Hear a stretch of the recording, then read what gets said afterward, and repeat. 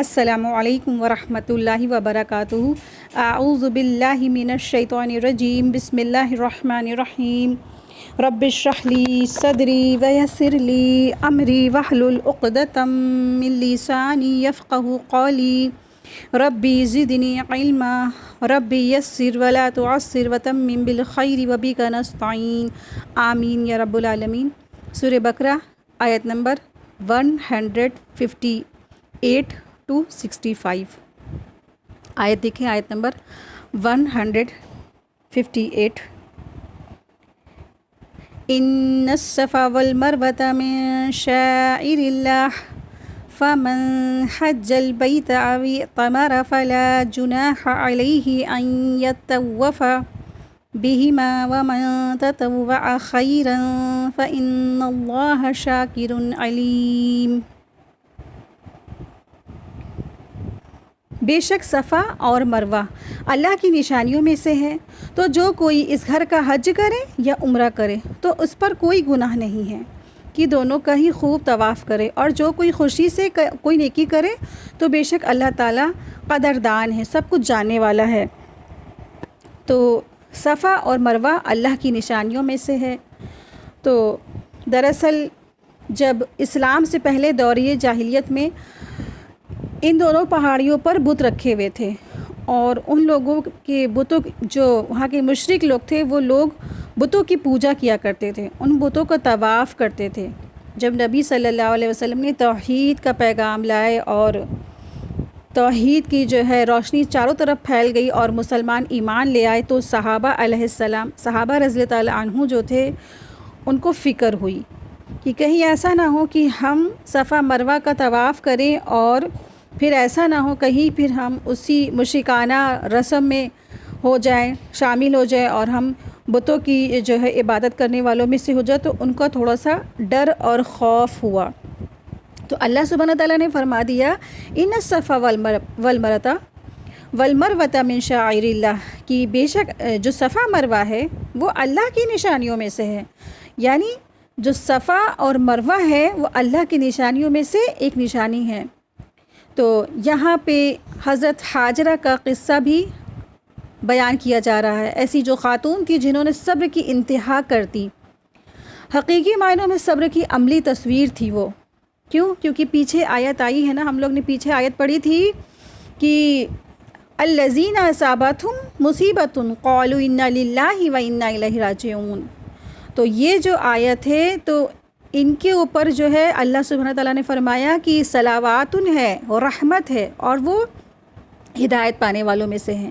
جو صبر کرتا ہے، جو اللہ کی مشقت پہ اور اللہ کی دیے ہوئے دین میں تکلیفیں اٹھاتا ہے، پریشانی اٹھاتا ہے، اور جو صبر کر کے اپنے آپ کو تھامے رکھتا ہے، تو پھر اللہ سبحانہ تعالیٰ کی رحمتیں آتی ہیں، نوازشیں آتی ہیں، اور زبردست اس کو ہدایت ملتی ہے۔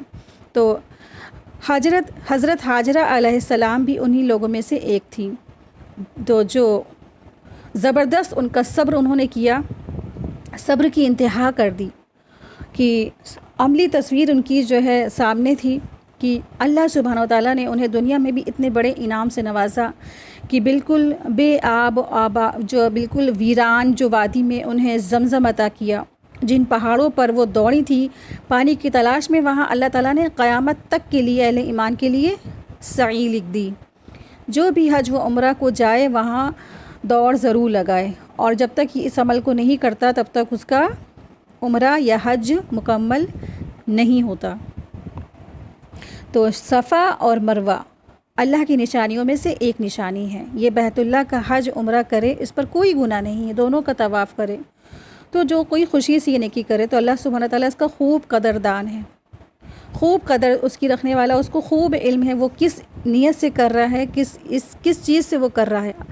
فَإِنَّ اللَّهَ شَاكِرٌ عَلِيمٌ، اللہ سبحانہ تعالیٰ قدردان بھی ہے اور علم والا بھی ہے کہ جو وہ کام کر رہا ہے وہ کیسے اخلاص سے کر رہا ہے، کس نیت سے کر رہا ہے۔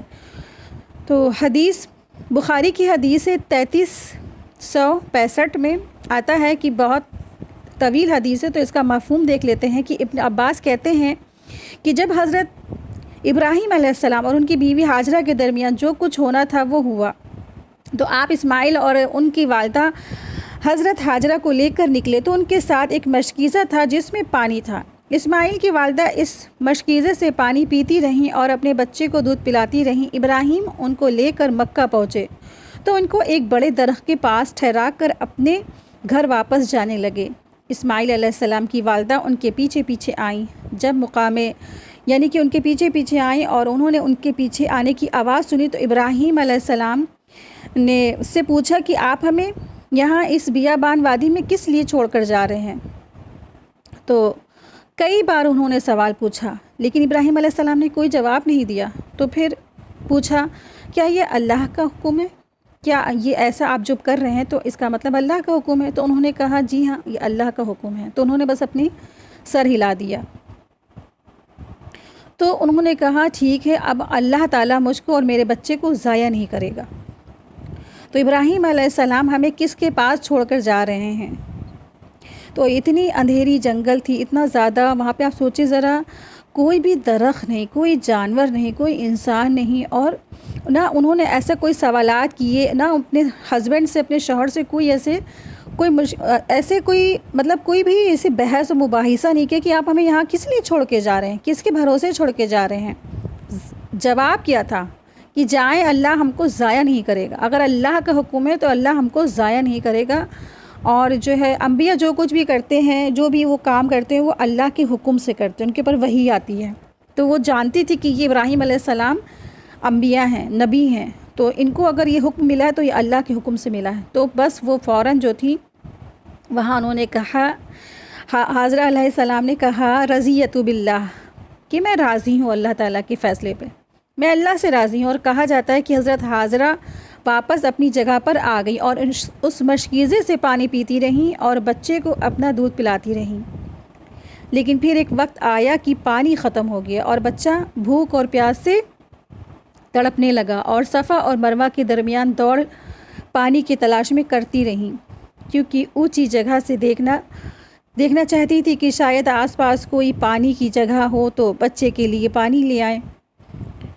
تو سوچی کسی وقت ایسا کوئی مسئلہ، کوئی آپ کو رات کے وقت کسی پارک میں چھوٹے سے بچے کے ساتھ تنہا چھوڑ دیا جائے، کیا ریئیکشن ہوگا نا؟ مثال کے طور پہ جیسے کہیں کوئی جائے اور ایک بچہ بھی چھوٹا سا ہے، اپنی پیاس تو انسان برداشت کر لیتا ہے نا، بچے کی تکلیف نہیں دیکھی جاتی۔ بچے کے لیے تو لوگ اپنا پتہ نہیں کیا کیا سب کچھ قربان کر دیتے ہیں، اور بچہ تڑپ رہا ہے تو سب سے زیادہ تکلیف، اور نہ رونا نہ دھونا ہے نا۔ اور کوئی عورتیں ہوں تو کیا ہوں، خوب روئیں دہاڑے مار مار کر اپنے شوہر کو کوستی رہیں، لیکن یہاں پہ ان کا آپ صبر کی انتہا دیکھیے کہ ایک ہی جگہ بیٹھی نہیں رہی، وہ صحیح کر رہی ہیں، دوڑ کر رہی ہیں، کوششیں کر رہی ہیں۔ اور اگر انہوں نے یہی کر لیا تو کہ یہاں تو پانی نہیں ہے، تو ریگستان ہے، اور ہم بس کیا ہے، بس ہم بیٹھے رہیں اور ہمیں کیا ضرورت ہے دوڑ لگانے کی، لیکن وہ کیا تھی، مسلسل دوڑ لگاتی رہیں، مسلسل کوشش کرتی رہیں، اور پانی کی تلاش ادھر ادھر کرتی رہیں۔ 7 چکر لگائے، اور 7 چکر لگانے کے بعد جو انہوں نے دیکھا کہ ان کے بیٹے اسماعیل علیہ السلام کی آواز آنا بند ہو گئی ہے، تو پھر کیا ہوا، وہ سمجھی کہ لگتا ہے کہ اب اسماعیل اس دنیا میں شاید نہیں رہے۔ تو پھر ان کے جب قریب گئیں تو دیکھا انہوں نے کہ جبریل علیہ السلام نے اپنے پر کے ذریعے سے جو ہے زمزم کا جو چشمہ تھا وہ پھاڑا، اور اسماعیل علیہ السلام پانی ان کے منہ میں جا رہا تھا، تو اس لیے وہ خاموش ہو گئے تھے۔ تو پھر انہوں نے اس پانی کو کہا زمزم، یعنی کہ ٹھہر جا، عربی میں اس کو زمزم کو کہتے ہیں ٹھہر جانا، جم جانا، تو اس لیے اس چشمے کا نام بھی زمزم رکھ دیا گیا۔ تو یہ تھا حضرت حاجرہ علیہ السلام کا واقعہ کہ جب انہوں نے صبر کیا، اللہ کی فیصلے پہ، اللہ کے حکم پہ وہ راضی ہو گئیں، تو اللہ نے ان کے اوپر نوازشیں برسائیں، رحمتیں نازل فرمائیں، اور ان کی جو کوشش تھی وہ قیامت تک کے لیے لوگوں کے لیے ایک رکن بنا دیا، حج اور عمرے کا ایک رکن بنا دیا، کہ بڑے بڑے اولیاء، اس کے بعد جتنے بھی انبیاء آئے، انہوں نے سارے کے سارے اس احکام کو نبھایا۔ ایک عورت کا ایک چھوٹا سا عمل ہے نا، بس اللہ پہ توکل تھا، ان کو کسی چیز پہ توکل نہیں تھا۔ آج ہمارا اور آپ کا کیا رویہ ہے؟ شوہر اگر کوئی چھوٹا موٹا بھی ڈیسیزن لیتے ہیں یا کوئی بڑا ڈیسیزن لیتے ہیں تو 50 بار ان سے کہا جاتا ہے ایسا کیوں، ویسا کیوں، خوب بحث و مباحثہ، سب کچھ۔ اور خاص کر کے اگر شوہر دین والے ہو جاتے ہیں تو اگر وہ داڑھی رکھ لیتے ہیں تو کافی بیوی اعتراضات کرتی ہیں، یہاں تک کہ ان کو چھوڑ بھی دیتی ہیں. یا اگر شوہر دین کے کاموں میں لگے رہتے ہیں تو پھر ان سے لڑنا اور جھگڑنا، پھر آپ اتنا زیادہ وقت باہر دے دیتے تو ہمارے لیے وقت نہیں ہے تو ہم کیا کریں، ہے نا. اس طرح سے تمام ان کے بحث مباحث ہوتے ہیں. آپ سوچیں کہ ابراہیم علیہ السلام کی جو وائف تھیں حضرت حاجرہ علیہ السلام، انہوں نے ایسا کچھ بھی نہیں کہا. ان کو بیابان وادی میں چھوڑ کے جا رہے ہیں اور بس انہوں نے پوچھا کہ یہ اللہ کا حکم ہے، تو انہوں نے کہا ہاں، اور بس وہ فوراً ان کے فیصلے پر راضی ہو گئی. صبر کی انتہا ان کے جو ہے اس میں ہے. اور جب بندی اور بندہ اتنا صبر کرتا ہے تو اللہ سبحانہ تعالیٰ اس کی کیا ہے، شاکر علیم ہے، قدردان ہے بہت زیادہ. بندوں کی محنتوں پہ، بندوں کی کوششوں پہ، بندوں کی جد و جہد پہ اللہ سبحانہ تعالیٰ کیا ہے، شاکر علیم ہے. قدر بھی کرنے والے ہیں اور خوب جاننے والے ہیں. خوب جانتے ہیں کہ بندہ کیسی کوششیں کر رہا ہے، کیسی محنتیں کر رہا ہے، کس طرح سے وہ کر رہا ہے. تو اللہ سبحانہ تعالیٰ اس کو ہر طرح سے اس کی قدردانی کرنے والے. ایسا نہیں ہے کہ انسان کوششیں کر رہا ہے، مسلسل گھر کے بھی کام کر رہا ہے، پھر اپنے دین کا بھی کام کر رہا ہے، اور پھر ایسا نہیں ہے اللہ سبحانہ تعالیٰ کرنے والے کہ اس کو گھر کے کام کا ہی اس کو اجر نہ دے، اور یا وہ دین کا کام کر رہا ہے تو اس کو دین کا کام کے اجر دے، گھر کے کام کا اجر نہ دے. اللہ سبحانہ تعالیٰ نے ہر کام کے لیے اجر رکھا ہے، اجر تیار ہے. لیکن جو انسان، جو خواتین، جو مرد یا عورت اپنے گھریلو کام کاج کے ساتھ، اپنے باہری بزنس کے کام کاج کے ساتھ ساتھ اللہ کے دین کا کام کرتے ہیں تو اللہ سبحانہ تعالیٰ کیا ہے، شاکر ہے، قدردان ہے، مہربانی کرنے والے ہیں. اس کے عمل میں اللہ سبحانہ تعالیٰ کیا کرتے ہیں، صلواتن ہے، نوازشیں ہیں، رحمتیں ہیں، اور بہت زیادہ ان کے لیے بہترین، ان کے لیے آخرت میں بھی اور دنیا میں بھی دونوں جگہ بہترین ان کے لیے رہنمائی ہے. تو صفا اور مروہ خانہ کعبہ کے نزدیک 2 پہاڑیاں ہیں جن کے درمیان 7 بار دوڑنا مناسک حج میں بھی شامل ہے اور عمرے میں بھی شامل ہے، جو اللہ تعالیٰ نے سیدنا ابراہیم علیہ السلام کو سکھائے تھے. زمانہ کے بعد میں جب مشرکانہ جاہلیت، یعنی کہ تو زمانہ جاہلیت میں مشرکانہ، جب مشرک لوگ جو ہے آباد ہوئے تو ان کے میں طرح طرح سے جاہلانہ رسم و رواج پھیل گئے، اور وہ لوگ صفا اور مروہ پہ نائلہ اور جو ہے اس طرح سے آصاف نام کے جو بت ہیں ان کی جو پوجا کرنے لگ گئے، ان کی عبادت کرنے لگ گئے. صفا پہ ایک بت انہوں نے کرا، اور دوسرا مروہ پہ دوسری طرف ایک بت کو انہوں نے رکھا اور اس کی وہ عبادت کرنے لگ گئے. یعنی کہ جو چکر کاٹتے تھے اس کو انہوں نے بتوں کی عبادت کا نام دے دیا.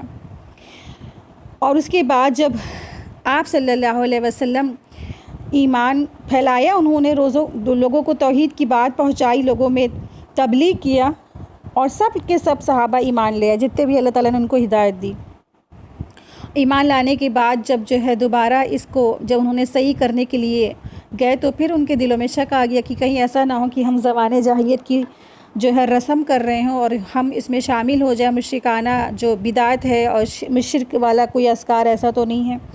تو ان کے ڈاؤٹ کو، ان کے شک کو، ان کو جو زبردست شک میں مبتلا ہو رہے تھے صحابہ، تو اللہ سبحانہ تعالیٰ نے ان سب مومنوں اور صحابہ کے شک کو دور کر دیا، بتا دیا کہ یہ صفا مروہ تو یہ مشرکوں کی نہیں ہے نشانی، یہ بتوں کی نہیں نشانی ہے، یہ تو ان سے بھی پہلے سالوں سال پہلے، ہزاروں سال پہلے ابراہیم علیہ السلام، حضرت حاجرہ اور اسماعیل علیہ السلام کی کیا ہے، صحیح کا ہے، مناسک عمرہ ہے، یہ مناسک حج ہے. یہ اللہ کی نشانیوں میں سے ایک نشانی ہے کہ ایک بندی تھی، اس نے زبردست اللہ کا جو ہے اللہ کے حکم پہ وہ راضی ہو گئی تھی، اس نے صبر کیا تھا، اور اس کی ادا اللہ کو اتنی پسند آئی کہ اللہ تعالیٰ نے قیامت تک کے لیے لوگوں کو اس کو شاعر اللہ بنا دیا، کہ جو دین کے رکن میں سے ایک رکن ہو گیا، دین کے احکامات میں سے ایک احکام ہو گیا. قرآن کریم میں بھی حکم دیا ہے نا اللہ سبحانہ تعالیٰ نے کہ تم صفا مروہ کی صحیح کرو.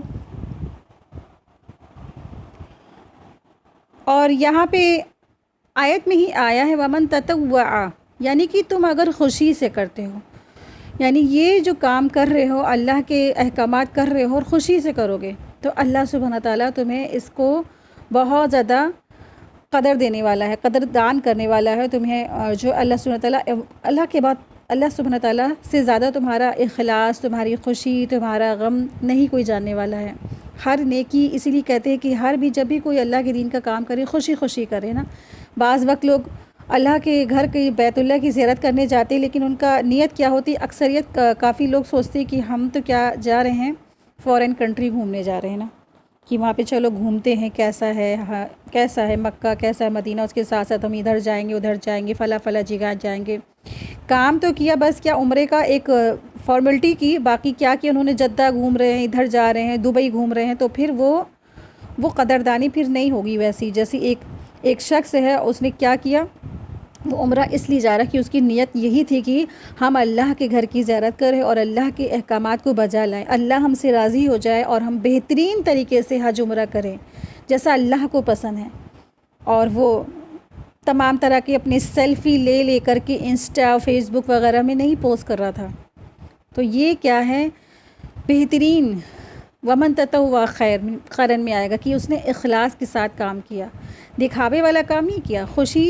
جو کام خوشی اور اخلاص سے کام کرنے والا ہے تو اللہ سبحانہ تعالیٰ اس کو زبردست اس کی قدردانی کرنے والا ہے۔ تو بی بی ہاجرہ نے اللہ کے حکم پر صبر اور شکر کے ساتھ بغیر کسی آرگیومنٹ کے، بغیر کسی حجت کے، بغیر کسی ایسے تکلیف دہ بات کے سر تسلیم خم کر دیا۔ تو اس طرح صفا مروہ کے صحیح کرنا حضرت ہاجرہ کی یادگار ہے۔ اللہ کسی کی نیکی کو ضائع نہیں کرتا، وہ قبول کرتا ہے۔ اللہ تعالیٰ عمل کرنے والے کے عمل سے بڑھ کر اس کو اجر بھی دیتا ہے نا۔ اللہ سبحانہ تعالیٰ قدردان ہے۔ اللہ سبحانہ تعالیٰ ایک نیکی کا اجر 10 گنا تو دیتے ہیں، اور بعض اوقات 700 گنا بھی کر دیتے ہیں۔ تو بعض اوقات اس نیکی کو نمونہ بھی بنا دیتے ہیں لوگوں کے لیے کہ دیکھو ایک خواتین کی جو زبردست اس نے صبر شکر کیا، اور نو آرگیومنٹ اپنے ہسبینڈ سے، اور کوئی بھی شکایت، کوئی بھی ایسی ان کے پاس مباحثہ بحث اور کوئی جھگڑا فساد نہیں، اور اللہ کے فیصلے پہ راضی ہوں گی، تو ان کی اس عمل کو اللہ سبحانہ تعالیٰ نے قیامت تک کے لیے لوگوں کے لیے ایک یادگار بنا دیا ہے نا۔ صحیح کی انہوں نے۔ آپ بتائیں کہ ہم لوگ کتنی صحیح کرتے ہیں؟ ہر انسان اپنی صحیح اور دوڑ کرتا ہے۔ آپ سوچیں کہ ایک معمولی ایک انسان، خواتین اپنے گھر میں اگر کمرے کے اندر ہے اور روم سے، پھر وہ 2 جگہ اس کی زیادہ تر صحیح ہوتی ہے نا، ایک واش روم اور ایک کچن۔ پھر ایک جو مرد حضرات ہوتے ہیں ان کی صحیح کہاں ہوتی ہے؟ گھر اور آفس۔ یا اکثر کچھ خواتین ہوتی ہیں ان کی صحیح کہاں ہوتی ہے؟ گھر یا پھر آفس۔ یا پھر کچھ خواتین ہوتی ہیں ان کی صحیح کہاں ہوتی؟ اپنا کمرے سے، اپنے مائکے کی نا۔ تو صحیح تو بہت سے لوگ کرتے ہیں۔ ایک جو دوڑ تھی ہاجرہ رضی اللہ عنہ کی تھی، ہاجرہ علیہ السلام نے کی تھی نا۔ اللہ سبحانہ تعالیٰ نے اس کو کیسا بنا دیا، قیامت تک کے لیے لوگوں کے لیے ایک ارکان حج بنا دیا۔ اللہ نے ایسی قدردانی کی۔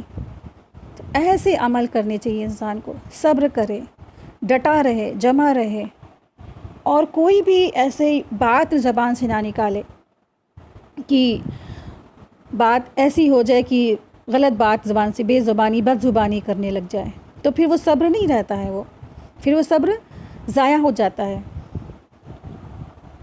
آیت دیکھیں، آیت نمبر 159، ان الذين يكتمون ما انزلنا من البينات والهدى من بعد ما بيناه للناس في الكتاب اولئك يلعنهم الله ويلعنهم اللائنون۔ بے شک جو لوگ اس کو چھپاتے ہیں جو ہم نے واضح دلیلوں اور ہدایت میں سے اتارا ہے، اس کے بعد کہ ہم نے اسے لوگوں کے لیے کتاب میں کھول کر بیان کر دیا، ایسے لوگ ہیں کہ ان پر اللہ کی لعنت ہے، ان پر اللہ سبحانہ تعالیٰ لعنت کرتا ہے، اور سب لعنت کرنے والے ان پر لعنت کرتے ہیں۔ تو اس سے مخاطب وہ لوگ ہیں جن کا دینی لحاظ سے معاشرے میں کچھ مقام ہوتا ہے اور ان کی اتباع کی جاتی ہے، مثلا علماء، مشائخ وغیرہ۔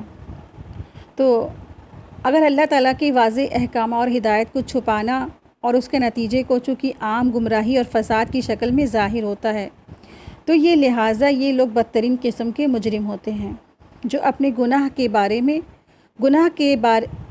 کے بار کو علاوہ اپنے بے شمار متبعین کے گناہوں کا بوجھ بھی اپنے سر پر اٹھاتے ہیں، لہٰذا ان پر بھی اللہ کی لعنت ہے۔ تو مطلب یہ ہے کہ یہاں پہ سب سے بڑا گناہ بتایا جا رہا ہے کہ وہ گناہ ہے سب سے بڑا، یکتمون، کہ وہ چھپاتے ہیں اللہ کی کتاب کو جو اللہ سبحانہ تعالیٰ نے نازل فرمایا ہے۔ تو وہ لوگ ہیں جو بھی چھپاتے ہیں اللہ کی کتاب میں جو بھی اللہ سبحانہ تعالیٰ نے نازل فرمایا ہے، تو اس کو چھپانا اتنا بڑا گناہ ہے کہ تمام لوگوں کی لعنت ہے اور فرشتوں کی لعنت ہے اور اللہ کی لعنت ہے۔ تو ترمذی شریف کی ایک حدیث ہے جس میں آیا ہے کہ جس سے کوئی ایسی بات پوچھی جائے جس کو اس کا علم تھا مگر اس نے اس کو چھپایا، تو قیامت کے دن اس کے منہ میں آگ کی لگام دے دی جائے گی۔ اگر ہمیں کوئی بات معلوم ہے یا اللہ کی کوئی ایسی بات ہمیں معلوم ہے جو آیات میں ہے، تو پھر ہمیں لوگوں کو بتا دینا چاہیے، لوگوں کو پہنچا دینا چاہیے۔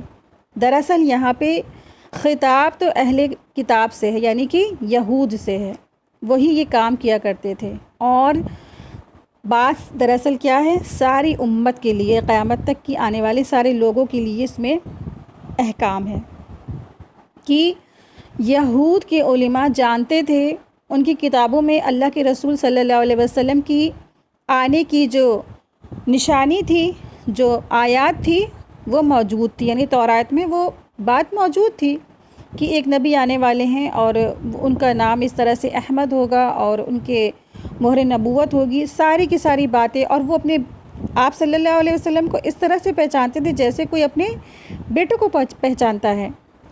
جانتے بوجھتے ہونے کے بعد قرآن، اپنی جو تورات ان کے طرف اللہ سبحانہ تعالیٰ نے نازل فرمائی تھی، اس میں وہ پڑھ لینے کے بعد، جان لینے کے بعد بھی انہوں نے کیا کیا، اللہ کے احکامات کو پس پشت ڈال دیا اور رسول کو جھٹلا دیا کہ یہ سچے رسول نہیں ہیں، یہ تو جھوٹے دعوے کرتے ہیں۔ اور ان کے جو قوم تھی وہ بار بار علماء کے پاس آتی تھی، یہ جو دعوے کرتے محمد صلی اللہ علیہ وسلم، کیا یہ سچے رسول تو نہیں؟ تو علماء کہتے تھے نہیں، یہ جھوٹ کہہ رہے ہیں اور یہ جھوٹے ہیں، ہے نا۔ تو انہوں نے باتوں میں قرآن، یعنی تورات ان کے پاس جو تھی اس میں وہ تحریف کر دیتے تھے، وہ لوگوں تک کتاب کو پڑھ کر نہیں سناتے تھے۔ اہل کتاب کے علماء کا یہ نظریہ تھا کہ اگر ہم نے اس کتاب کو عام کر دیا تو ہماری جو ہے نا یہ خیر خواہی، اتباع وغیرہ اور ہماری جو مانی جاتی ہے وہ چیز ہمارا ختم ہو جائے گی، ہماری کوئی ویلیو نہیں رہے گی، ہماری ویلیو ختم ہو جائے گی۔ لوگ ہم سے فتوے کیسے پوچھیں گے اور احکامات کیسے پوچھیں گے، اور جو ہم سب کو علم بتا دیں گے تو پھر ہمارے پاس جو یہ نذرانے، یہ گفٹس اور جو ہماری جو عزت ہے، اکرام ہے، جو آگے پیچھے لوگ لگے رہتے ہیں، یہ چیز ہمارا ختم ہو جائے گا۔ اور ان کے علماء یہاں تک کہ حرام اور حلال کے بھی مالک بن بیٹھے تھے۔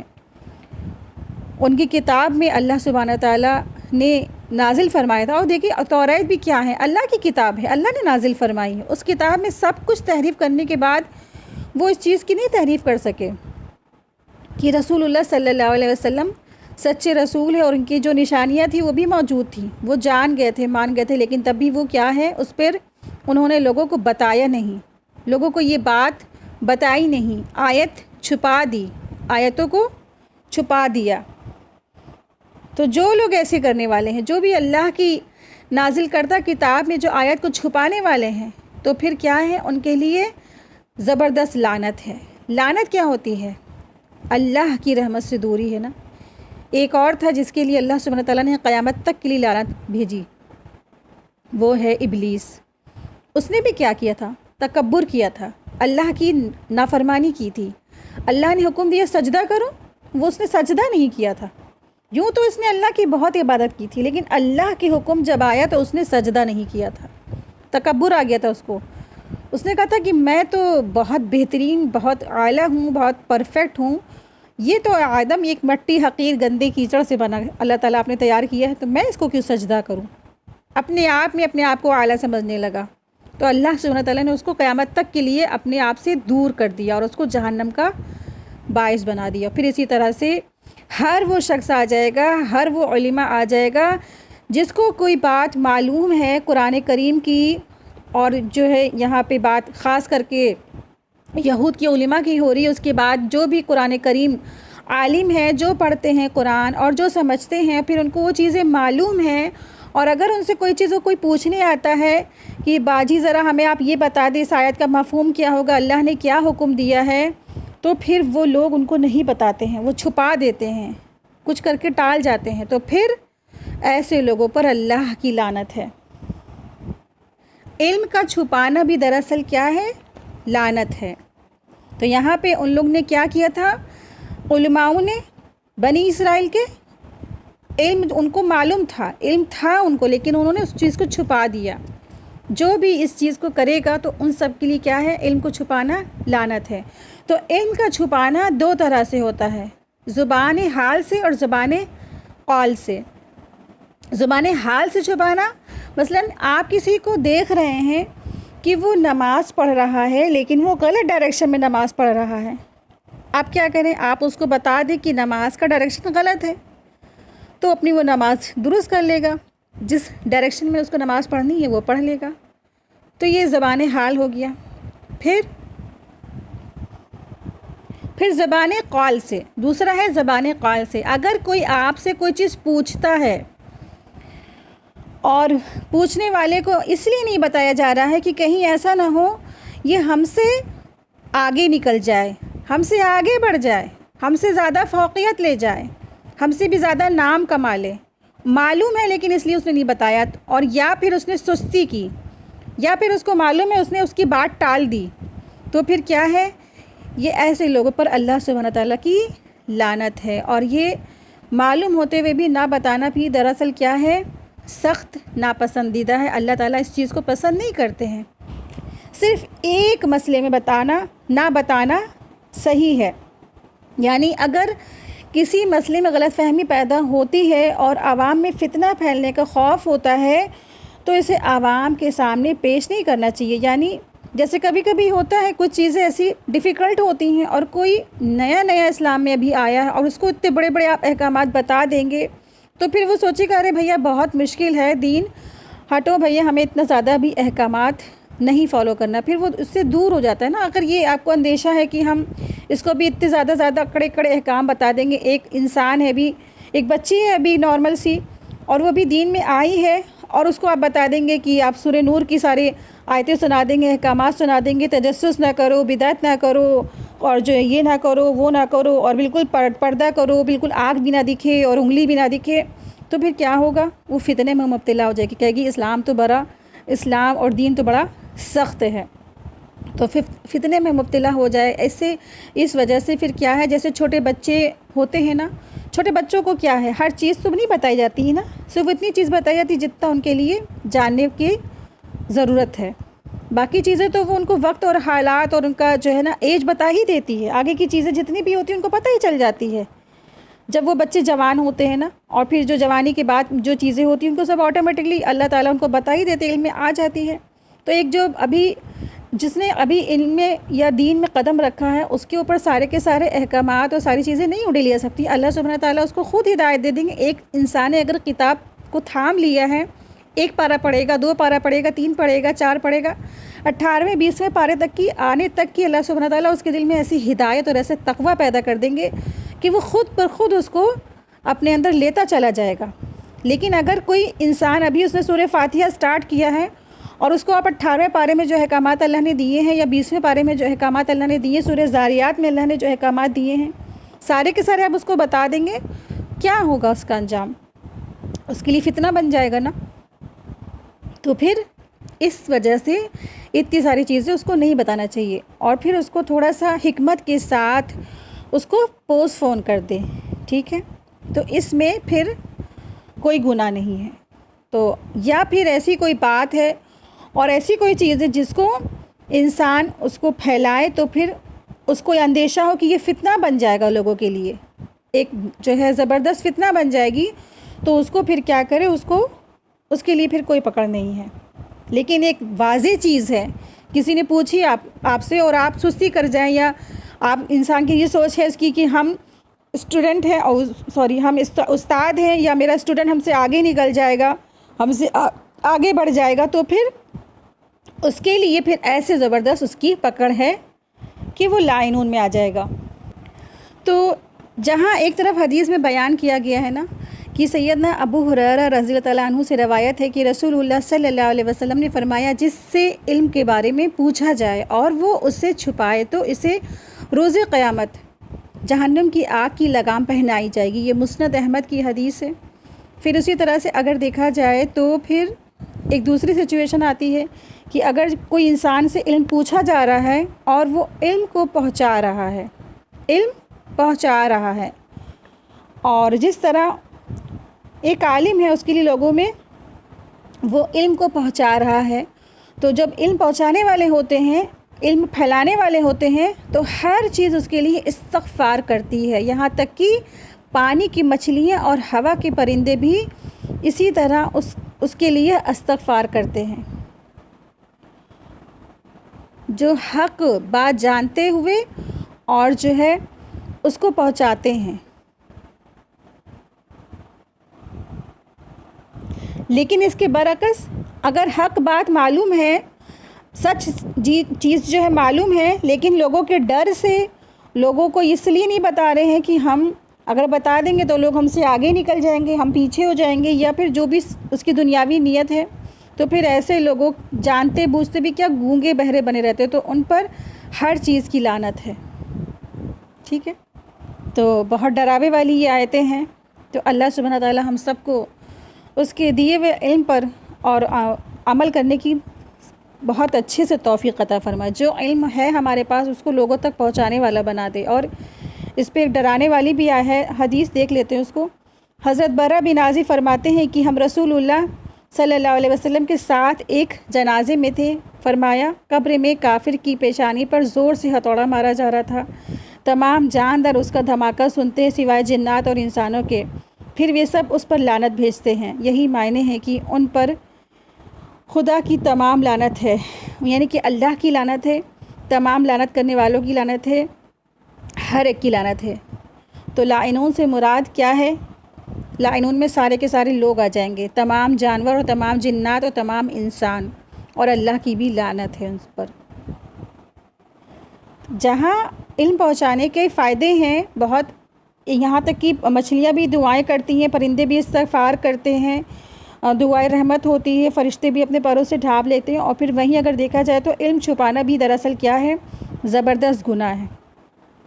تو بس علم اس وقت چھپایا جا سکتا ہے کہ یہ اندیشہ ہو کہ یہ فتنہ نہ بن جائے معاشرے میں یا لوگوں میں یا کسی ایسے بچے پہ یا کسی بچی پہ، تب پھر اس کے لیے وہ چیز اس وقت پوسٹ فون کر دے، چھپائے بھی نہیں، یعنی کہ اس کو جب وقت اور حالات آتا ہے تب اس کو پتہ ہی چل جائے گا، جب انسان قرآن سے جڑ جاتا ہے۔ ٹھیک ہے، آیت 160 إِلَّا الَّذِينَ تَابُوا وَأَصْلَحُوا وَبَيَّنُوا فَأُولَئِكَ أَتُوبُ عَلَيْهِمْ وَأَنَا التَّوَّابُ الرَّحِيمُ، مگر وہ لوگ جنہوں نے توبہ کی اور اصلاح کر لی اور کھول کر بیان کر دیا، تو یہ لوگ ہیں جن کی توبہ قبول کری اللہ سبحانہ تعالیٰ نے، جن کی توبہ اللہ نے قبول فرما لی، اور اللہ ہی سبحانہ تعالیٰ بہت توبہ قبول فرمانے والے ہیں اور نہایت رحم کرنے والے ہیں۔ یہاں پہ اللہ سبحانہ تعالیٰ فرما رہے ہیں کہ جنہوں نے توبہ کی اور اصلاح کر لی اور کھول کر بیان کر دیا، تو یہ لوگ ہیں جن کی میں نے توبہ قبول کر لی، اور میں ہی بہت توبہ قبول کرنے والا ہوں اور میں ہی نہایت رحم کرنے والا ہوں۔ وَأَنَا التَّوَّابُ الرَّحِيمُ، وَأَنَا یعنی میں ہی بہت توبہ قبول کرنے والا ہوں اور میں ہی بہت زیادہ رحم کرنے والا ہوں۔ وَأَنَا یعنی کہ اللہ سبحانہ تعالیٰ اپنے لیے فرما رہے ہیں۔ تو جس نے بھی پہلے ایسے کام کیے، نہیں معلوم تھا، جہالت میں اور لا علمی میں ایسا ہو جاتا ہے، یا کافی لوگ تھے علماء جو یہود تھے، اس میں سے ایک عبداللہ بن سلام بھی تھے، وہ ایمان لے آئے تھے اور پھر مسلمان ہو گئے تھے، پھر اور جو بھی پہلے کے جو اہل کتاب میں سے جو بھی ایمان لائے اور پھر انہوں نے اپنی اصلاح کر لی، یعنی کہ پہلے انہوں نے علم چھپایا، جب یہ آیت کے بارے میں ان کو معلوم ہو گیا تو انہوں نے سچی توبہ کر لی، سچی دل سے اللہ تعالیٰ سے معافی مانگ لی۔ اللہ کے آگے سرنڈر کر دیا اور یہ عزم ارادہ کیا کہ ہم کبھی بھی دوبارہ ایسا کام نہیں کریں گے، ہرگز نہیں کریں گے، تو پھر اللہ سبحانہ تعالیٰ ان سب کی توبہ قبول فرماتے ہیں۔ اور توبہ کی شرائط ہے اخلاص ہونا چاہیے، یعنی کہ ہمارے کیا معاشرے میں کیا ہے، ہم یہ سمجھتے ہیں کہ ہم گالوں پہ ہاتھ پیٹ لیں گے اور اللہ توبہ سب کے بیچ میں کر لیں گے، دکھاوا کر لیں گے نا، یا اللہ توبہ اس طرح سے گالوں پہ ہاتھ مار لینا، پیٹ لینا، یہ دراصل کیا ہے، یہ توبہ نہیں مراد ہے۔ تو توبہ تو ایسی ہے کہ اس کی 3 شرائطیں ہیں۔ پہلا ہے اخلاص، صرف اور صرف خالص اللہ کے لیے کی جائے، لوگوں کے لیے نہیں کیا جائے کہ لوگ ہمیں اچھا کہیں، ہمیں بہترین سمجھیں، نہیں، صرف اور صرف اخلاص کے ساتھ خالص اللہ کے لیے کیا جائے۔ دوسری ہے کہ اپنے گناہ پہ اس کو ندامت ہو، اپنے گناہ پہ اس کو زبردست شرمندگی ہو کہ ہم سے یہ کام ہوا اور ہمیشہ اس کو رہے، ایسا نہیں کہ توبہ کرنے کے بعد پھر وہ شیر ہو جائے، نہیں، ہمیشہ اس کو اپنے گناہ پر شرمندگی ہو۔ تیسرا ہے گناہ کو ترک کر دینا، جو گناہ اس نے کیا ہے اس کو وہ ہمیشہ کے لیے چھوڑ دے۔ چوتھا ہے کہ آئندہ وہ گناہ نہ کرنے کا عزم کرے، یعنی کہ جو گناہ میں مبتلا تھا، جو آیتیں اس نے چھپائی یا اور بھی دیگر کوئی بھی اس نے گناہ کیا، کبیرہ گناہ کیا، اللہ کی آیتوں کو چھپانا بھی کیا ہے، کبیرہ گناہ ہے۔ جو بھی اس نے کبیرہ گناہ کیے تو پھر وہ آئندہ نہ کرنے کا عزم کرے کہ کبھی بھی اس کے قریب بھی نہیں جائے گا، جس کی وجہ سے اس کو توبہ کرنے کی توفیق ہوئی۔ پانچواں ہے کہ توبہ کے وقت کے اندر کر لی جائے، یعنی کہ توبہ وقت کے اندر کرنا ہے، یعنی توبہ اپنے وقت پہ کر لینا۔ مراد اس سے یہ ہے کہ اس کو موت کا غرغرہ نہ آ جائے، سامنے اس کو فرشتے نہیں دکھ رہے ہیں تب وہ توبہ کرے۔ اگر اس کو موت آ گئی اور اس کو فرشتے دکھ رہے ہیں، اب وہ توبہ کر رہا ہے، تو توبہ اس کی قابل قبول نہیں ہوگی۔ یا پھر اللہ کی جو بڑی بڑی نشانیاں ہیں قیامت کی واقع ہو جائے گی، سورج مشرق سے نکلنا شروع ہو جائے گا نا، مغرب کی بجائے جدھر سے مطلب غروب ہوتا ہے ادھر سے نکلنا شروع ہو جائے، مغرب سے نکلنا شروع ہو رہا ہے سورج، تب بھی کیا ہے، دعا قبول نہیں ہوگی۔ یعنی کہ قیامت کی بڑی بڑی نشانیوں کا ظہور ہونے پہ دعائیں یعنی توبہ قبول نہیں ہوگی، خاص کر کے توبہ نہیں قبول ہوگی، اس وقت کی توبہ قبول نہیں کی جائے گی۔ یا پھر انسان کوئی موت کا اس کے تک بالکل قریب پہنچ گیا، دہلیز پہ پہنچ گیا، اس وقت بھی اس کی توبہ قبول نہیں ہوگی۔ یعنی اس کو موت آنے سے پہلے اور اس کے بیچ میں اور غیب کے پردے اٹھنے سے پہلے اگر اس نے توبہ کر لی تو اس کی توبہ قبول کر لی جائے گی۔ غیب کے پردے اگر اٹھ گئے تو پھر کیا ہے، توبہ قبول نہیں کی جائے گی۔ یہ ہے توبہ کی 5 شرائط۔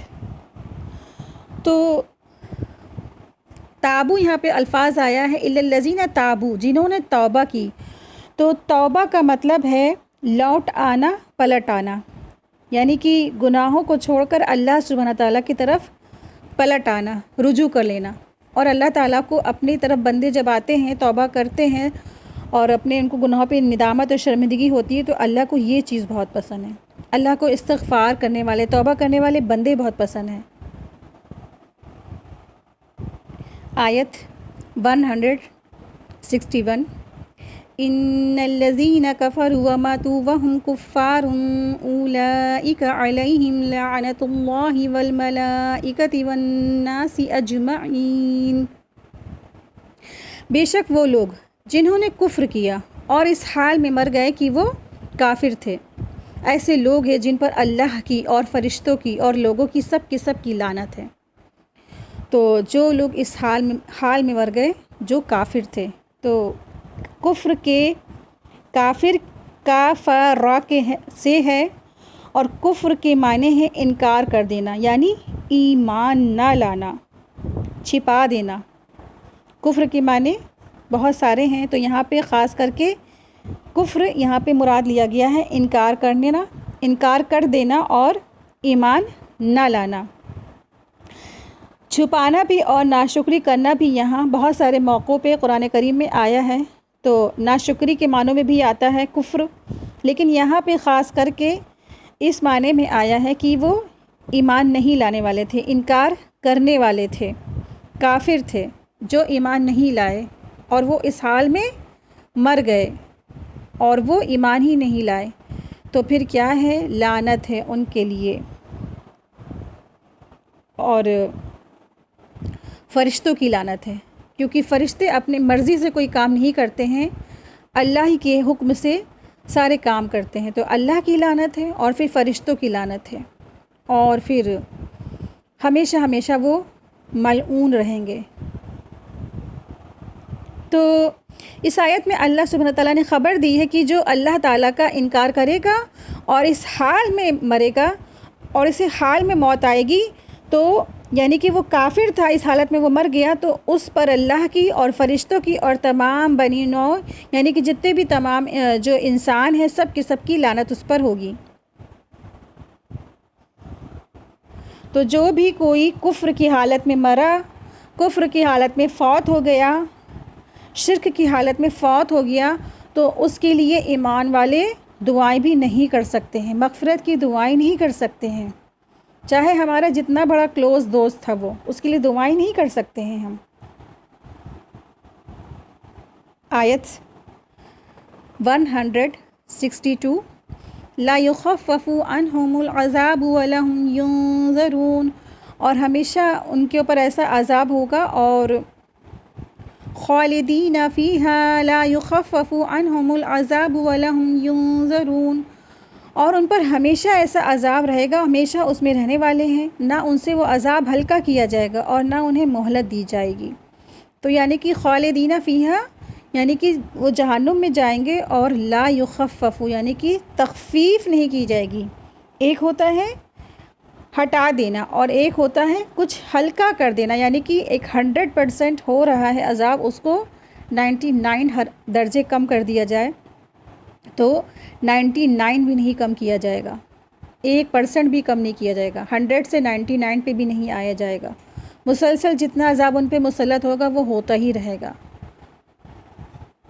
اور ان کو کوئی بھی ذرا سے بھی مہلت نہیں دی جائے گی. یعنی کہ ایک عذاب ہو رہا ہے کہ چلو پھر فرائیڈے کو چھٹی ہے اور سنڈے کو چھٹی ہے، اس کے بعد باقی 6 دن ان کو عذاب ملے گا، ایسا کچھ نہیں. ان کو ذرہ برابر بھی، لمحے کے لیے بھی ان کو مہلت نہیں دی جائے گی. اگر عذاب کوئی چیز کا ہو رہا ہے، کسی پہ مسلط ہوا ہے آگ کا، تو وہ آگ کا عذاب ان پر ہوتا ہی رہے گا، ہمیشہ ہوتا ہی رہے گا، نہ کمی کی جائے گی اور نہ ان کو مہلت دی جائے گی. بہت ڈراوے والی آیات ہے. اور آپ سوچیں کہ آج کتنی محنت ہمیں کرنی ہے نا، کس قدر جد و جہد کرنی ہے، کہ تبلیغ کی ضرورت ہے نا.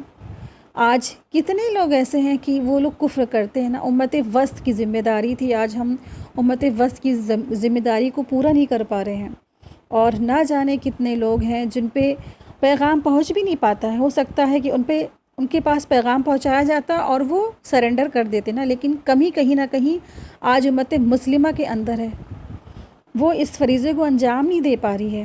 جتنے بھی علم حاصل کرنے والے ہیں، کہیں نہ کہیں علم والوں کی نیت میں بھی کہیں نہ کہیں اخلاص کی کمی ہو جاتی ہے، وہ اپنے فریضہ کو انجام نہیں دے پاتے ہیں. اور جن کے اخلاص میں کمی نہیں ہوتی ہے تو ان کا فریضہ بھی پورا ہو جاتا ہے. لیکن بہت سے عالم ہیں، بہت سے علماء ہیں، وہ اپنا ویسا ذمہ داری نہیں نبھاتے ہیں جیسا ان کو نبھانی چاہیے. کہ یہ جو کام ہے ہمیں اپنے مسلمانوں کے اندر تو کرنا ہی کرنا ہے، ساتھ میں غیر مسلموں کے اندر بھی کرنا ہے. کیونکہ آپ پچھلی ہم لوگ نے حدیث میں پڑھی تھی نا کہ ہر تر جگر رکھنے والے سے ہمیں ہمدردی کی کرنی ہے. تو جو غیر مسلم وہ بھی تو انسان ہیں، وہ بھی تو اللہ کے بندے ہیں. تو سامنے اگر ہماری آنکھوں کے سامنے اگر کوئی آگ میں جلایا جاتا ہے، ہمارا جگر اتنا بڑا ہے کہ ہم اس کو دیکھ لیں گے اور ہم اس میں ٹھنڈک ہمیں پڑ جائے گی. تو ایسا تو کوئی ہمیں نہیں لگتا آج کوئی ایسا شخص ہے کہ جس کو ایسا اللہ تعالیٰ نے دل دیا ہو، اس کے کلیجے میں ٹھنڈک پڑ رہی ہو، کہ اس کے غیر مسلم جو اڑوس پڑوس میں رہنے والے ہیں، جو اس کے محلے میں رہنے والے ہیں، اگر اس کو آگ کا عذاب دیا جا رہا ہے تو اس کو سکون مل جائے گا. تو آج امت مسلمہ کی زبردست ذمہ داری یہی ہے کہ تبلیغ کا کام کو پہنچائے، قرآن کو پڑھے، علم حاصل کرے، اپنے بچوں کو بھی اس میں لگائے اور پھر یہ کام کو سر انجام دے. آج بچوں کو آپ بتائیں ہم لوگ نے کس چیز میں جھونک دیا ہے نا، انگلش میڈیم اسکولوں میں، اور بچے بس اپنا دل دماغ وہیں کھپا رہے ہیں، اور ڈاکٹر بننے کو اور انجینئر بننے کو اور پروفیسر بننے کو اور لائر بننے کو اور جج بننے کو وہ ترجیح دیتے ہیں. ان کا فوکسڈ کیا رہ گیا؟ صرف دنیا. تو دنیا بھی ضروری ہے، ٹھیک ہے الحمدللہ، لیکن آپ دیکھیں صحابہ کی سیرت اٹھا کے دیکھیں، ان کے پاس تو جو بھی انہوں نے تھا وہ سب کچھ اللہ کی راہ میں قربان کیا. اور ایسا نہیں کہ وہ قربان کر کے ایک دم فقیر ہو گئے، انہوں نے اللہ کی راہ میں قربان کیا، اللہ نے ان کو اس سے زیادہ دیا. اللہ نے ان کو دنیا میں بھی دیا اور آخرت میں اس سے زیادہ دیا. اللہ تعالیٰ نے ان کو تو ایسے خطاب دیے کہ جس کے لیے کوئی خطاب آج تک ہوا ہی نہیں. اللہ کے راضی ہونے کا ان کو خطاب ملا کہ اللہ ان سے راضی ہوا.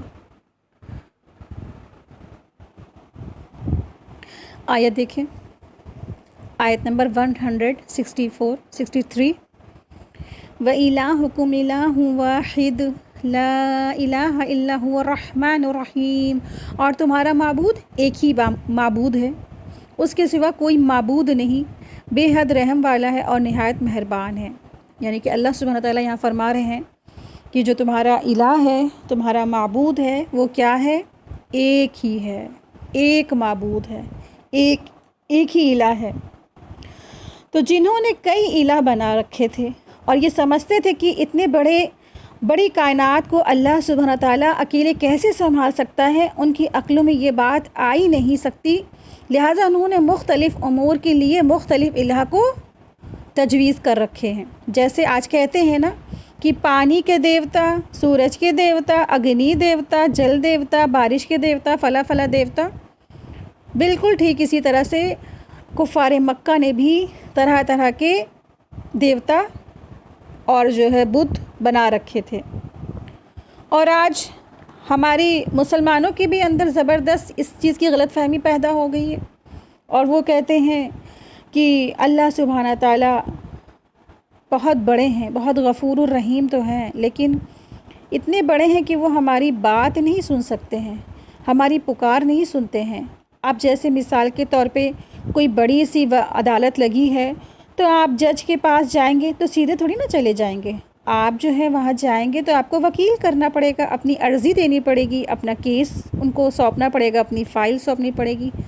بس اسی طرح سے ہم بھی اللہ سبحانہ تعالیٰ کے بات پہنچانے کے لیے ان کے پاس اپنی فائل پہنچانے کے لیے، اپنی مرادوں کی جو لمبی لسٹ ہے وہ پہنچانے کے لیے ان ولی پیر اولیاء سے دعائیں کرتے ہیں، ان کے آستانوں پہ جاتے ہیں. یہ کیونکہ بہت اللہ کے ولی ہیں، یہ اللہ کے بہت ہی قریب ہیں. اللہ ہماری نہیں سن سکتے، اللہ ان کی ضرور سنیں گے، اللہ ان کی تو بات رد نہیں کرتے ہیں. اس طرح سے زبردست فتنے میں آج امت مسلمہ مبتلا ہے، اور ٹھیک اسی طرح سے نصارہ بھی مبتلا ہوئے اور یہود بھی مبتلا ہوئے. انہوں نے کہا کہ عزیر علیہ السلام اللہ کے بیٹے ہیں، اور اور عیسائیوں نے کہا عیسیٰ علیہ السلام اللہ کے بیٹے ہیں. اور پھر مشرکوں نے کہا، کفار مکہ نے کہا کہ لات منات عزا اور جو صفا مروہ کے بتوں کی دیوتا تھے ان کو اور فرشتوں کو نعوذ باللہ اللہ کی بیٹیاں قرار دے دیا. تو اس طرح سے لوگوں نے طرح طرح سے کئی الہ بنا لیے، اور ہر انسان کا ایک نہ ایک الہ ضرور ہوتا ہے. اور سب سے بدترین جو الہ ہے انسان کا اپنا خود کا، اس کا نفس ہے. نفس یعنی خواہشات نفس، جس نے اس کو اپنا الہ بنا رکھا ہے.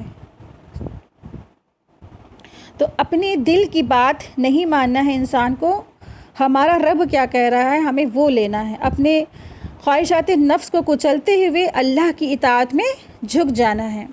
تو جو بھی کوئی لا الہ الا اللہ کو سمجھ جاتا ہے، مان جاتا ہے، تو پھر کیا ہے؟ تو پھر اللہ تعالیٰ اس کے لیے رحمان اور رحیم ہے.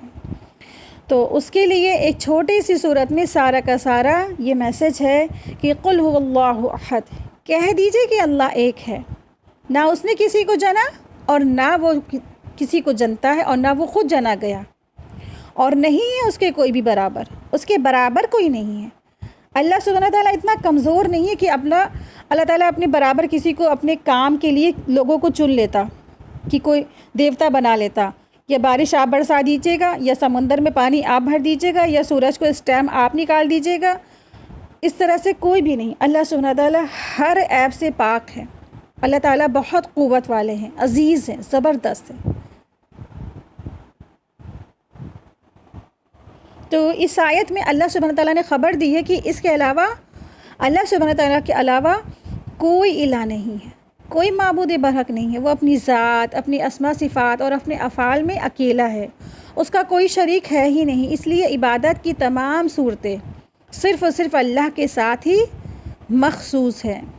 یعنی کہ اللہ کی ذات، صفات اور اسماء اور عبادت میں صرف اور صرف اللہ کی عبادت کرنی ہے بس.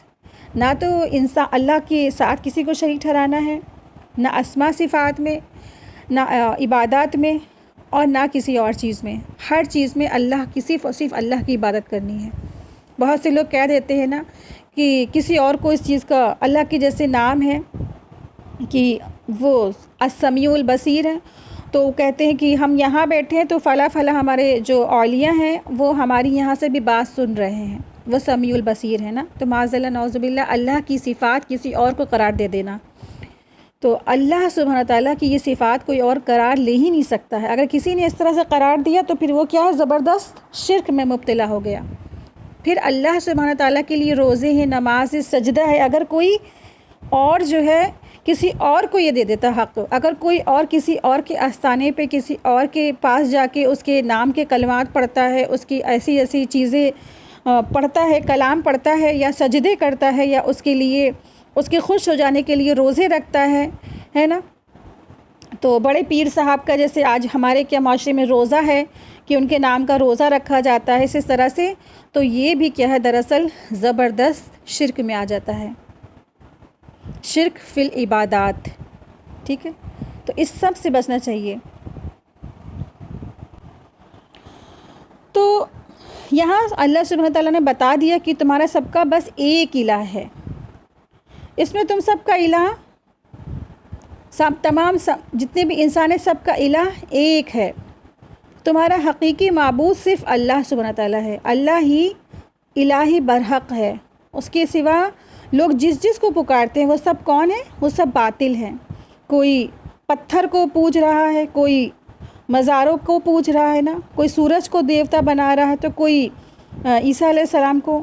اسی طرح سے تمام لوگ جس چیزوں کو پوج رہے ہیں، عبادت کر رہے ہیں، وہ سب کیا ہیں؟ باطل ہیں، جھوٹ ہیں. ان کا کوئی وجود ہے ہی نہیں، کوئی حقیقت نہیں ہے. اب مثال کے طور پہ چھوٹی سی مثال دیکھیں کہ ہم اپنے گھر میں نا ایک چھوٹا سا بچہ ہے، وہ اس کو ایک بال اٹھائے اور وہ اس سے مانگنا شروع کر دے. بال سے کہے کہ بال آپ مجھے کھانا دے دیے. کھانا تو اس کے پاس آئے گا، اس کی ذمہ داری اللہ نے پہنچانے کے لیے لکھی ہے. اللہ نے ہر انسان کا رزق اور ضروریات لکھی ہر ایک کی. کھانا بھی اس کے پاس آئے گا، کپڑا بھی. اور وہ جو بچہ ہے پھر وہ بال سے کہتا ہے کہ آپ مجھے کپڑے دے دیجئے، وہ کپڑا بھی اس کے پاس آئے گا. اللہ تعالیٰ نے کیونکہ اس کی قسمت پہ لکھ رکھا ہے. پھر بال سے مانگتا ہے کہ بال آپ مجھے فلاں میری یہ خواہش پوری کر دی ہے، اس کی وہ بھی خواہش پوری ہو جاتی ہے.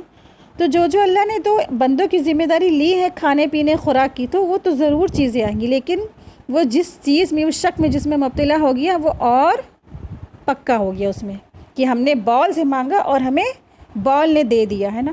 تو بس یہ چھوٹی سی مثال. اسی طرح سے جو لوگ بھی ان آستانوں پہ ان شرک، جن کے ساتھ وہ شریک ٹھہراتے ہیں اللہ سبحانہ تعالیٰ کے، ان مشرکوں جتنے بھی شریک ہیں، شرکا ہیں، وہ مانگتے ہیں، لیکن اللہ نے ان کی قسمت میں لکھ رکھا ہے، یہ ٹائم ہے، یہ اس وقت میں ان کے پاس وہ چیزیں آئیں گی ضرور. لیکن وہ کیا تھے اس وقت؟ بہک گئے تھے. ان کے آستانوں پہ گئے اور اللہ تعالیٰ ان سے، اپنے آستانوں والوں سے انہوں نے دعائیں مانگی کہ میرے اولاد دے دے، یا میرے بچے کی شادی کرا دے، یا تمام طرح کی جو بھی ان کی حاجت تھی انہوں نے وہ مانگی. اور پھر وہ اللہ تعالیٰ نے تو لکھا تھا اس کا وقت، وہ ہو ہی گئی. تو پھر ان کا شک کیا ہو گیا؟ یقین میں بدل گیا کہ ہاں فلانے بابا کی ہم جاتے ہیں، میری دعائیں قبول ہو گئیں. چلو بھائی، ہم نے جو مراد مانی ہم اس کو مراد کرتے ہیں، اور دیگے بٹواتے ہیں، پکواتے ہیں، اور 4 لوگوں کو اور بتاتے ہیں کہ ہاں فلاں جگہ جانا. اور وہاں سے دیکھو کام بن جاتے ہیں، بگڑی ہوئے کام بن جاتے ہیں. اور اسی طرح سے غیر مسلم، اسی طرح سے تمام اقوام، تو جتنے بھی لوگ ہیں دنیا میں، جتنے بھی جس چیز کی عبادت کر رہے ہیں، وہ سب کے سب کچھ کیا ہے؟ سب باطل ہے. اللہ سبحانہ تعالیٰ کے علاوہ کوئی الہ نہیں ہے. تو اللہ کے علاوہ کوئی الہ نہیں ہے، اس پہ ہمارا یقین ہونا چاہیے۔ اگر ہمیں خدا نخواستہ کسی کو اس پہ شک ہے کہ پتہ نہیں اللہ ہے کہ نہیں ہے، اور پتہ نہیں اس کے ساتھ اور بھی کوئی نہیں ہے، اور کہیں ایسا نہ خدا نخواستہ رام اور یہ جو گنیش ہے یہ سب سچ ہو، تو نعوذ باللہ معاذ اللہ، تو پھر وہ اسلام کے اندر وہ ہے ہی نہیں۔ اس کو یقین ہونا چاہیے، ایک مسلمان کو یہ یقین ہونا چاہیے کہ اللہ واقعی میں ایک ہے، اللہ کے ساتھ کوئی نہیں ہے۔ ہم صرف اسی کی عبادت کرتے ہیں جس نے ہم کو پیدا کیا ہے، جس نے ہم کو سب کچھ دیا ہے۔ تو الہ کون ہے؟ الہ وہ ہے جس نے ہم کو پیدا کیا ہے، ہماری پیدائش کی ہے، ہم کو سب کچھ دیا اور مسلسل دے رہا ہے، ہماری ہر چیز کا وہ مالک ہے، جس نے ہماری ساری ضروریات کو پورا کیا۔ تو وہی ہمارا الہ ہے جو بہت مہربان ہے، بار بار رحم کرنے والا ہے۔ ہمارا جینا مرنا اسی کی طرف ہے، اسی کے لیے ہے۔ ہماری عبادت، ہماری صدقات، ہماری صلات، ہمارے روزہ، حج، سب کچھ اسی کے لیے ہے۔ تو وہی الہ ہے اور وہ ایک ہے، اس کے ساتھ کوئی بھی شریک نہیں ہے۔ آیت دیکھیں، آیت نمبر 164 إِنَّ فِي خَلْقِ السَّمَاوَاتِ وَالْأَرْضِ وَاخْتِلَافِ اللَّيْلِ وَالنَّهَارِ وَالْفُلْكِ الَّتِي تَجْرِي فِي الْبَحْرِ بِمَا يَنفَعُ النَّاسَ وَمَا أَنزَلَ اللَّهُ مِنَ السَّمَاءِ مِن مَّاءٍ فَأَحْيَا بِهِ الْأَرْضَ بَعْدَ مَوْتِهَا وَبَثَّ فِيهَا مِن كُلِّ دَابَّةٍ وتصریف الرياح والسحاب المسخر بين السماء والأرض لآيات لقوم يعقلون۔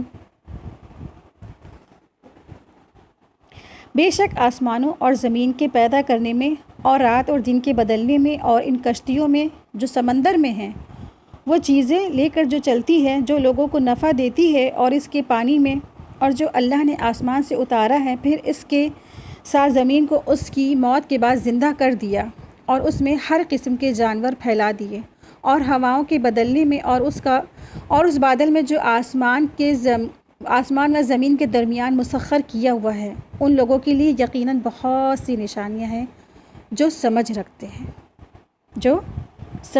ہیں، عقل رکھتے ہیں۔ یہاں عقل کی بات ہو رہی ہے، اور عقل رشد ہے۔ عقل دو طرح کی ہوتی ہے، ایک عقل رشد اور ایک عقل ادراک۔ پہلی عقل رشد، دوسری عقل ادراک۔ عقل رشد، جو عقل اس کی رہنمائی کرے، اسے اصل نقطے تک پہنچا دے، اسے اصل مالک تک پہنچا دے، اور وہ سب کچھ جان کے اس کے آگے سرنڈر کر دے۔ جیسے ابراہیم علیہ السلام کو اللہ نے عقل رشد دی تھی نا، انہوں نے ہر چیز کو باطل معبودوں کا انکار کیا اور اپنی عقل رشد سے اللہ کو پا لیا۔ پھر عقل ادراک، تو عقل ادراک جس میں انسان ان سب چیزوں کا ظاہری پہلو دیکھتا ہے، جو چیزیں ظاہر ہیں، ٹھیک ہے۔ تو یہاں پر اللہ سبحانہ وتعالیٰ کے الہ ہونے کی مسلسل دلیل لائی گئی ہے۔ کتنی؟ 8 اللہ کے الہ ہونے کی بطور دلیل اور نشانیاں لائی گئی ہیں۔ اللہ سبحانہ وتعالیٰ ہر بات جو بھی کرتے ہیں دلیل سے بتاتے ہیں، دلیل سے سمجھاتے ہیں کہ السماوات والارض، یعنی کہ فی خلق السماوات والارض، یعنی کہ آسمان اور زمین کو تخلیق میں، واختلاف اللیل والنہار، اور رات اور دن کے آنے جانے میں، والفلک التی تجری، اور جو فلک یعنی کہ جو جہاز و کشتی جو چلتی ہے سمندر پہ، پھر ینفع الناس وما انزل اللہ من السماء، اور جو کچھ اللہ سبحانہ تعالیٰ نے آسمان سے نازل فرمایا ہے، یعنی کہ بارش۔ پھر فاحیا بہ الارض بعد موتہا، اور اس کے جو پانی برستا ہے ایک مردہ زمین زندہ ہو جاتی ہے۔ پھر وبث فیہا من کل دابہ، اور اللہ سبحانہ تعالیٰ نے اس میں ہر قسم کے جاندار پھیلا دیے، تیرنے والے، ڈوبنے والے، اڑنے والے، رینگنے والے، چلنے والے، ہر طرح کے جاندار اللہ تعالیٰ نے پھیلا دیے، دابہ جانور۔ و تصریف الریاح اور ہواؤں میں، والسحاب المسخری اور وہ بادل جو زمین اور آسمان کے بیچ میں ہیں، لٹکے ہوئے ہیں۔ آپ سوچیں ذرا یہ سب کیا ہیں؟ اگر انسان انہی چیزوں پہ غور کر لے تو انسان سرنڈر کر دے اللہ تعالیٰ کے آگے۔ کائنات میں جو کچھ ہے یہ سب اللہ کا تعارف کراتا ہے، اس کی قدرت کی نشانیاں ہیں۔ آسمان اور زمین کی پیدائش میں اور جو کچھ اس کے اندر ہے، ان سب کی پیدائش اور رات و دن کے اختلافات میں تبدیلیاں ہوتی ہیں نا، کہ راتیں کبھی لمبی ہو جاتی ہیں اور پھر کبھی چھوٹی ہو جاتی ہیں، اور کبھی دن لمبے ہو جاتے ہیں پھر کبھی چھوٹے ہو جاتے ہیں، کبھی بالکل برابر ہو جاتے ہیں دونوں۔ اور وہ کشتی جو سمندر میں چلتی ہے، جو کچھ سمندر کے اندر ہے اور وہ لے کے چلتی ہے نا، ٹنوں سامان، اتنا زیادہ سامان رہتا ہے، اور وہ کشتی ڈوبتی نہیں ہے، اللہ کی اذن سے وہ چل رہی ہے۔ آپ سوچیں ایک سوئی، ایک کیل اگر آپ ڈالیں گے تو وہ ڈوب جاتی ہے سمندر میں، لیکن اتنی بڑی کشتی، اس میں ٹنوں سامان ہے، کنٹلوں سامان ہے، اور وہ سامان کے ساتھ انسانوں کو لے کر چل رہی ہے، اور تجارت کا سامان اور بزنس کا سامان لے کے جا رہی ہے، وہ ڈوبتی نہیں ہے۔ اور اللہ نے جو آسمان سے اتاری یعنی بارش، مردہ زمین تھی وہ بارش ایسی، آپ دیکھیں کہ بارش پہ صرف غور کر لیں کہ جو بارش ہے وہ ایک چھوٹے چھوٹے قطرے آتے ہیں نا، ایسا نہیں ہوتا کہ اللہ سبحانہ تعالیٰ ایک ساتھ ساری کے سارا جو ہے انڈیل دے، جیسے بالٹی سے جو ہے زمین میں انڈیلا جاتا پانی، نہیں، بالکل جیسا لگتا ہے چھنی سے کوئی پانی بارش کو چھان رہا ہے، ایک چھوٹے چھوٹے قطرے، کبھی موٹے موٹے قطرے، بارش کے قطرے۔ یہ بارش کا پانی اللہ کی نشانی وحدانیت ہے۔ پھر وہ بارش کا پانی جب ایسی زمین، بنجر زمین، مردار یہاں پہ بنجر زمین ہے، ایسی زمین جس پہ کوئی بھی جانور نہ ہو، کوئی انسان نہ ہو، خشک ہو چکی ہو، بنجر ہو، پھر اللہ سبحانہ تعالیٰ اس پہ جب بارش برساتے ہیں تو وہ جی اٹھتی ہے، سبزہ اگاتا ہے اس کے اوپر، تو اللہ کے پانی کے ذریعے سے اس کو زندگی مل جاتی ہے۔ تو اللہ نے پھیلا دی ہیں اس میں ہر قسم کے جانور، تو اللہ سبحانہ تعالیٰ نے زمین کے اوپر ہر قسم کے جانور پھیلا دیے ہیں۔ اور پھر اگر آپ دیکھیں کہ ہوائیں گردش کرتی ہیں، ایک طرف سے ٹھنڈی ہوائیں آتی ہیں، پھر کہیں نہ کہیں سے گرم ہوائیں آ جاتی ہیں، پھر وہ لو بن جاتی ہیں، اور پھر وہ شیت لہر بن جاتی ہیں، اور پھر وہ ایک ایسی ہوا ہوتی ہے کہ اس کو آنے سے ہمیں سکون ملتا ہے، طرح طرح کی ہوائیں ہوتی ہیں۔ اور پھر ریاح اگر آپ دیکھیں گے تو پچھلی جو اقوام ہیں ان کے اوپر بھی ایسی ہوائیں آئیں کہ ان کو اٹھا کے ان کو قوموں کو پٹک دیا گیا، ختم کر دیا گیا ہواؤں نے۔ تو ان میں بھی آپ دیکھیں کہ اللہ کی وحدانیت چھپی ہوئی ہے۔ اگر جو اس پہ غور کر لے، سوچے کہ ہوائیں کہاں سے آتی ہیں، کون لاتا ہے ان کو، کون لانے والا ہے یہ ہوائیں؟ اگر ہوائیں نہ چلے تو ایٹماسفیئر میں کتنا پالیوشن ہو جائے، جہاں پہ دھواں ہے وہیں دھواں رہے، کہیں ادھر ادھر جائے نا۔ وہ ہوائیں ہیں جو ایک جگہ سے گندگی کوڑا کچرا بہا لے جاتی ہیں۔ رحمت کی ہوا ہوتی ہیں، زحمت کی ہوا ہوتی ہیں، عذاب کی بھی ہوا ہوتی ہے۔ اور آسمان زمین کے درمیان جو بادل مسخر ہوئے ہیں، ٹھہرے ہوئے ہیں، نہ گرتے ہیں نہ اوپر اٹھتے ہیں۔ ایک جیسے لگتا ہے کہ کبھی کبھی ڈیکوریشن میں ہم لوگ کچھ ڈوری میں کر کے لٹکاتے ہیں اپنے سیلنگ سے، تو بس ایسا محسوس ہوتا ہے کہ یہ بادل لٹکے ہوئے ہیں، ان کی ڈوری کہاں پہ ہے، کون ان کو پکڑے ہوئے ہیں اور تھامے ہوئے ہیں؟ نہ نیچے ہی گرتے ہیں نہ اوپر اٹھتے ہیں، لٹک رہے ہیں نا، ٹھہرے ہوئے ہیں، قائم ہیں اپنے رب کے حکم پہ، وہ لگے ہوئے ہیں۔ یہ اللہ کی قدرت کی نشانیاں ہیں۔ اللہ نے بادلوں کو کنٹرول کر رکھا ہے۔ بادل بھی کئی رنگ کے ہیں، ان کے اندر بھی کئی رنگ ہوتے ہیں اور رفتار ہوتی ہے، بارشوں کے، اور وائٹ بادل اور لال بادل اور ہر طرح کے بادل۔ اور اگر وہ کسی پہ گرتے ہیں، کیا وہ کسی پہ گرتے ہیں بادل؟ کسی پہ گرج پڑتے ہیں یا کسی پہ پھٹ پڑتے ہیں؟ تو بغیر اللہ کے حکم کے وہ آگے پیچھے ہوتے ہی نہیں ہیں، اللہ کے اطاعت میں لگے ہوئے ہیں۔ لیکن یہ بات عقل استعمال کرنے والوں کو ہی سمجھ میں آتی ہے، جو اپنی عقل رشد سے اس پر غور کرتے ہیں، پھر اللہ کے آگے سرنڈر کر لیتے ہیں، اللہ کے آگے جھک جاتے ہیں، سر تسلیم خم کر دیتے ہیں۔ تو اس میں غور فکر کرنے والوں کے لیے بہت بڑی نشانی ہے۔ آیت دیکھیں، آیت نمبر 165، وَمِنَ النَّاسِ مَن يَتَّخِذُ مِن دُونِ اللَّهِ أَندَادًا يُحِبُّونَهُم كَحُبِّ اللَّهِ وَالَّذِينَ آمَنُوا أَشَدُّ حُبًّا لِلَّهِ وَلَوْ يَرَى الَّذِينَ ظَلَمُوا إِذْ يَرَوْنَ الْعَذَابَ أَنَّ الْقُوَّةَ لِلَّهِ جَمِيعًا وَأَنَّ اللَّهَ شَدِيدُ الْعَذَابِ۔ اور لوگوں میں سے بعض وہ ہیں جو غیر اللہ میں سے کچھ شریک بنا لیتے ہیں اور وہ ان سے اللہ کی محبت جیسی محبت کرتے ہیں، اللہ کی جیسی محبت کرتے ہیں، اور وہ لوگ جو ایمان لائے ہیں اللہ سے محبت میں کہیں زیادہ ہوتے ہیں۔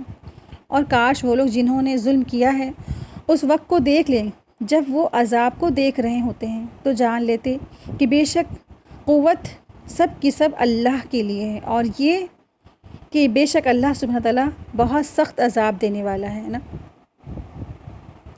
تو یہاں پر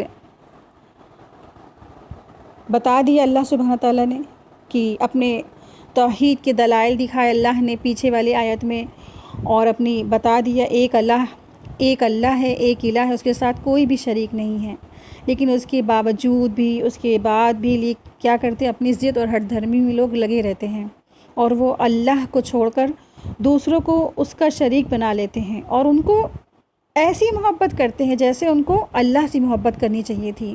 یعنی وہ اللہ کے ساتھ ٹھہرائے ہوئے شریکوں کو ایسی محبت کرتے ہیں جیسے ان کو اللہ سے محبت کرنی چاہیے تھی۔ وہ اللہ سے محبت نہیں کرتے، ویسی اللہ کے ساتھ بنائے ہوئے شریکوں سے وہ محبت کرتے ہیں۔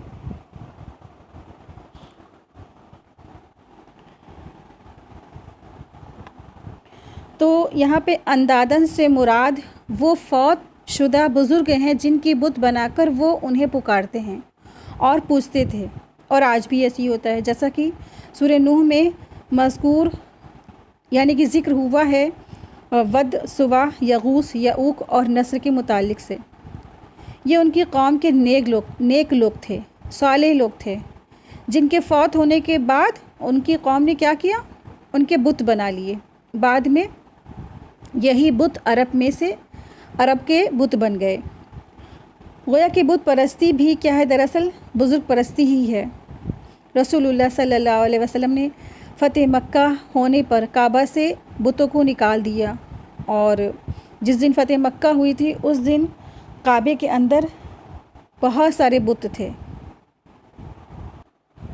تو جب کعبے کے اندر سے بت نکالے آپ صلی اللہ علیہ وسلم نے، تو ان میں سے ابراہیم علیہ السلام اور اسماعیل علیہ السلام کے بھی بت لگے ہوئے تھے، کیونکہ کفار مکہ جو ہے اسماعیل اور ابراہیم علیہ السلام کو کافی تہذیب، مطلب ان کو تکریم کرتے تھے، عزت دیتے تھے، اور ان کے بھی بت بنا رکھے تھے، ان کی بھی وہ عبادت کرتے تھے۔ تو یعنی اللہ سبحانہ تعالیٰ کی مخصوص صفات میں اپنے معبودوں کو اللہ تعالیٰ کا مد مقابل ٹھہرانا، اور اس کے خالق اور مالک اور رازق ہونے کی حیثیت سے اللہ کے جو حقوق بندوں پر عائد ہونا چاہیے ان حقوق میں وہ دوسروں کو شریک کر لیتے ہیں، مثلاً سلسلہ اسباب پر حکمرانی، حاجت روائی، مشکل کشائی، فریاد رسی، عبادت، دعائیں سنانا، اور اولاد وغیرہ کی ان سے دعائیں کرنا، اور ان کو یہ سمجھنا کہ وہ غیب جانتے ہیں، اور جو حاضر ہے اس کی بھی ان کو خبر ہے، اس سب چیز سے وہ واقف ہیں۔ تو انسان کو حقیقی محبت صرف اور صرف اللہ سے کرنی چاہیے، نہ کہ اوروں سے، اور صرف اسی کی عبادت کرنی چاہیے۔ تو محبت کا تقاضا یہ ہے کہ جائز حدود کے اندر رہ کر لوگوں سے محبت تو کر سکتے ہیں، لیکن مومن کے لیے شدید جو محبت ہے صرف اللہ کے لیے ہونی چاہیے، اور اللہ کی خاطر باقی تمام انسانوں سے محبت کرے۔ محبت ہی ہمارے دلوں میں اللہ کی یاد کو زندہ رکھتی ہے۔ محبت ہر ناممکن کام کروا لیتی ہے۔ مومن کی یہی کوالٹی ہے کہ وہ اللہ کی محبت میں شدید ہوتے ہیں۔ انسان بنا محبت کے زندہ نہیں رہ سکتا ہے۔ جائز حدود کے اندر محبت تو کر سکتے، لیکن شدید محبت ایمان والوں کو کس سے ہونی چاہیے؟ صرف اور صرف اللہ سبحانہ تعالیٰ سے۔ شدید محبت صرف اللہ سے ہونی چاہیے، باقی تمام انسانوں سے محبت صرف اللہ کے لیے ہوگی، اللہ کی خاطر ہوگی۔ تو اللہ کی خاطر ایک دوسرے سے محبت تو کرتے، لیکن شدید محبت انہیں اللہ سے ہونی چاہیے، کیونکہ والذین آمنوا اشد حبا للہ، جو لوگ ایمان لائے اور اللہ کی وہ محبت میں کیا ہوتے ہیں؟ شدید ہوتے ہیں، سخت ہوتے ہیں، بہت زیادہ ہوتے ہیں، تو پھر وہ اللہ کی محبت میں بہت زیادہ ہوتے ہیں اور اللہ کی خاطر محبت کرتے ہیں۔ تو حدیث میں بھی آتا ہے جس نے محبت کی تو اللہ کے لیے، کسی سے بغض رکھا تو اللہ کے لیے، کسی کو کچھ دیا تو اللہ کے لیے، کسی سے کچھ روکا یا منع بھی کیا تو اللہ کے لیے، تو تحقیق اس نے اپنا ایمان کامل کر لیا۔ تو ایمان کی تکمیل اللہ کی محبت کے ساتھ جڑی ہوئی ہے۔ اللہ کی یاد زندگی میں سب سے بڑا درجہ رکھتی ہے اور یہ محبت ہی ہمارے دلوں میں اللہ کی یاد کو زندہ رکھتی ہے۔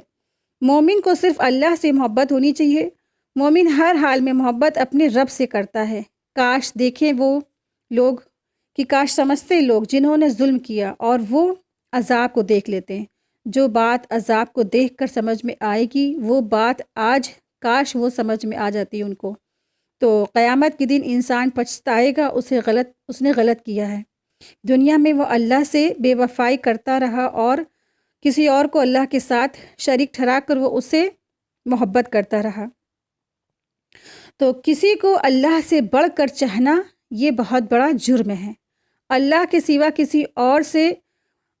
سوا کسی اور پر بھروسہ کرنا، کسی سے کچھ مانگنا اور یہ سمجھنا کہ وہ میری بگڑی بھی بنا دے گا، وہی میرا مشکل کشا ہے، تو یہ سب دراصل کیا ہے؟ شرک ہے۔ اور صرف اللہ سے محبت کریں، اللہ کی خاطر سب سے محبت کریں، اللہ سے بڑھ کر کسی سے محبت نہ کریں۔ وآخر دعوانا ان الحمد للہ رب العالمین، سبحانک اللہم و بحمدک، اشہد ان لا الہ الا انت، استغفرک و اتوب الیک۔ السلام علیکم ورحمۃ اللہ وبرکاتہ۔